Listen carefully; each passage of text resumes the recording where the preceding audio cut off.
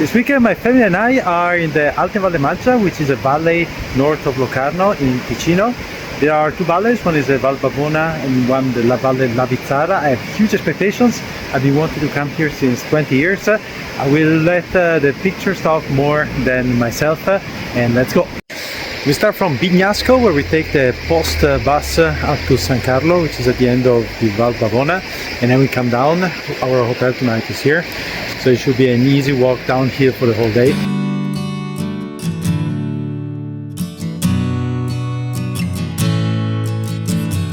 The hike starts in San Carlo at an altitude of 1000 meters, and the views are already magnificent.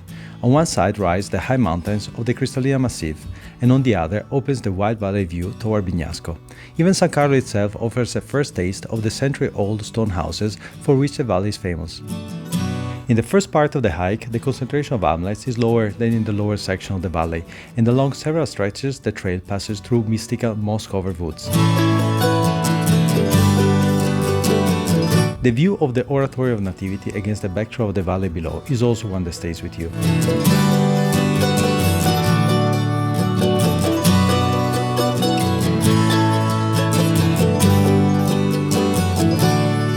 There are only a few places to find food along the route, so bring your own, but water is freely available everywhere. The Valle Bavona is also known as the Valley of the 12 Hamlets because there are 12 small stone villages. This is the one of Sonlerto, and they are one more beautiful than the next one.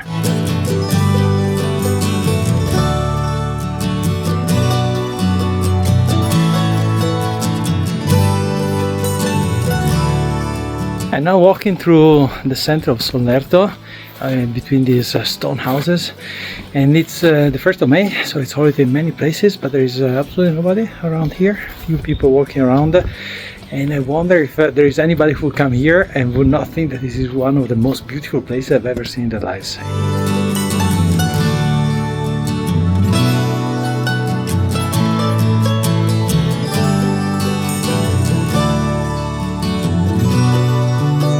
We are now getting out of the village of Sonlerto, which is the one back there, and we continue downhill toward the valley, the end of the valley, and there are now a few hamlets in rapid sequence.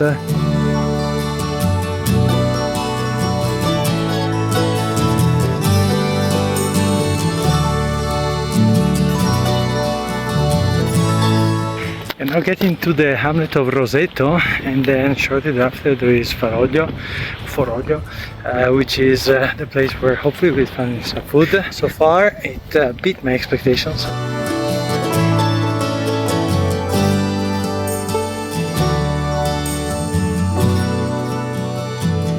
This is the view as you arrive in Foroglio, and it is one that will leave you know. Even if you think this video looks nice, I promise you it does not do the place justice, not even remotely. And Foroglio for lunch with the terrace with a view on the waterfall.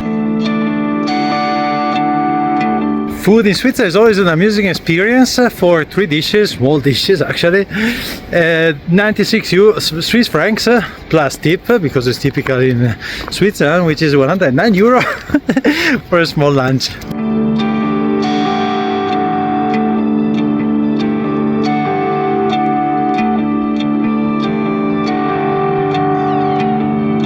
I let the family a little bit of a head start for the afternoon half of the hike, and I want to go up the waterfall up there.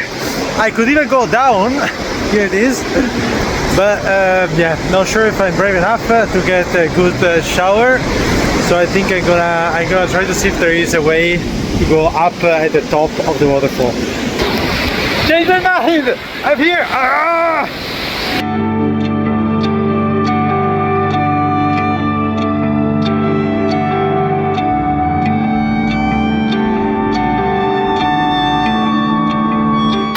I'm now at the top of the waterfall, and every time I think it cannot get any better, and this corner is also something that you can imagine also in the picture book.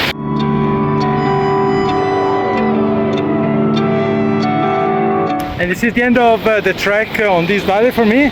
I've seen on Komoot that if I would continue walking, there must be an absolutely incredibly beautiful trek that goes all the way to Italy. But yeah, okay, I have a family, so I need to go back now.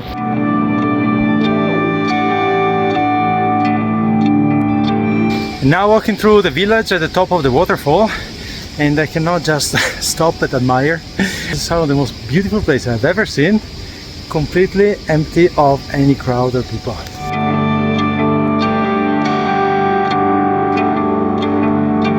Back in Foroglio, where we had lunch, my family is about 1 hour ahead of me, maybe 1 hour and 10 minutes. Try to catch up.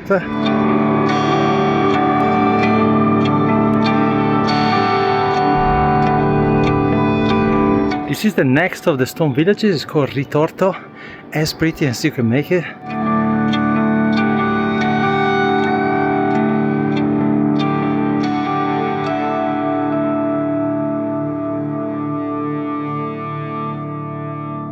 And now we are in the village of Fontana, which is quite close to the end of the valley. And I read that in 2024 there was a huge landslide from this side of the mountain that brought down a good part of the mountain. This is this part here that you see going down. It's quite impressive because on the other side of this landslide there are still some houses, as well as on the side where I'm at now. Here it is.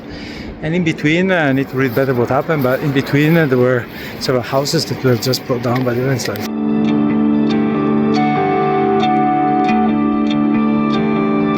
We made it back to Bignasco. The last few kilometers we did with the bus, about 3k, because the girls were a bit tired and they are not also the most spectacular of the whole valley. The hike is absolutely incredible. If anybody is ever in the area of Ticino, please come up here because you will remember it. The village back there is Bignasco. We have a hotel there, and tomorrow we do the other part of the end of the Valle Maggia.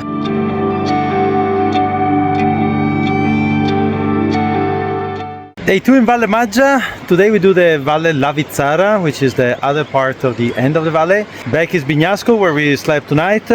Also tonight, I always appreciate the Swiss prices. It was 310 Swiss francs, probably something like 340 euro for a night in a double room with an extra bed, where we slept the 4 of us that did not have family rooms, plus dinner. But they were very nice. They gave us also some snacks for the way.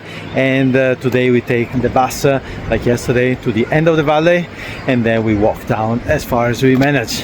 Also here in Bignasco there is a waterfall, here back there. And I saw also some very pretty stone houses also here down the valley.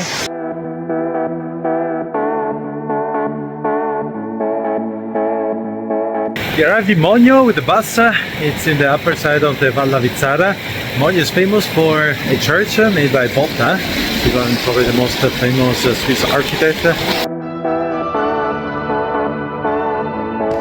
The church has been designed in the middle of the 90s, I think, and it's pretty cool to see this modern architectural piece among all the traditional stone houses here. And here's the inside of the church, which has an acoustic that it's pretty special.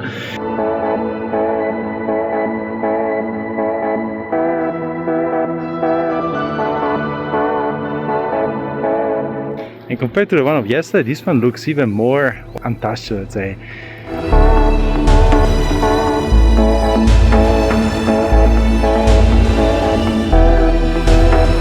And I thought that Val Bavona was quiet yesterday, but this is more quiet.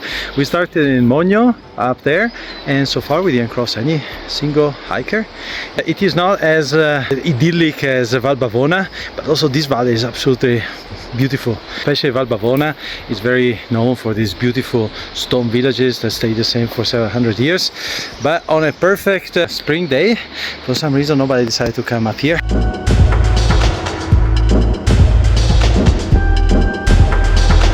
Another random tree, huge trunk, all inside. There's even enough room for me inside. And now in the first village since we started, it's called Pecha, but I do not think there is a restaurant. There seems to be one a couple of kilometers farther ahead.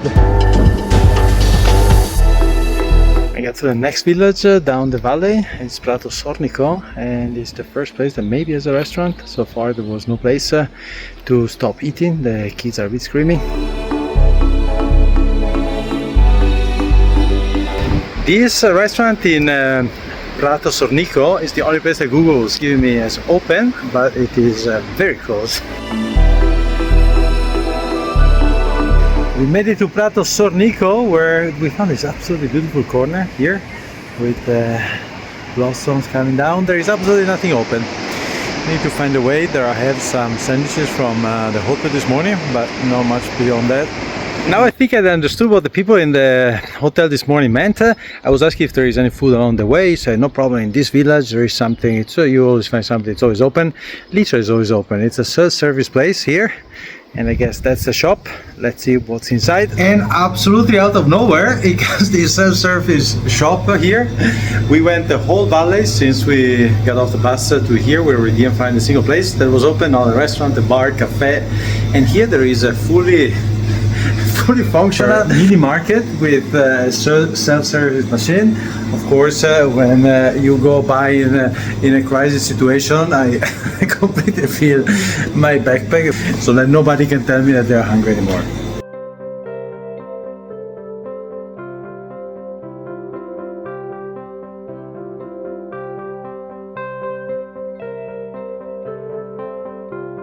We are now walking between Prato Sornico and Broglio, and we came across this stone bridge, which is for sure very old and also very deep into the gorge underneath.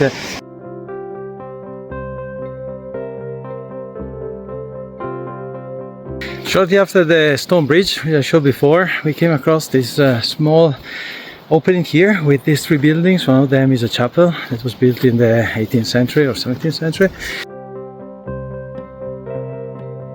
Getting close to Broglio, and there is this waterfall where you need to climb a little bit to get to.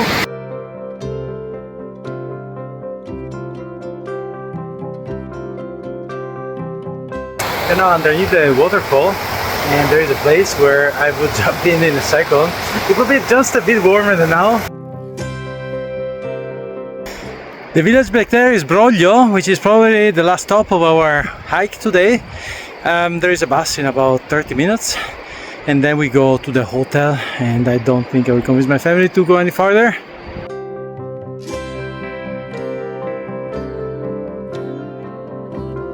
We're gonna take the bus in 5 minutes to go back to the hotel and then take the car. These 2 days were absolutely exceptional. There are some corners of pure beauty, and being alone without anybody else walking around makes it even more special. I hope you enjoyed the video, and see you next time.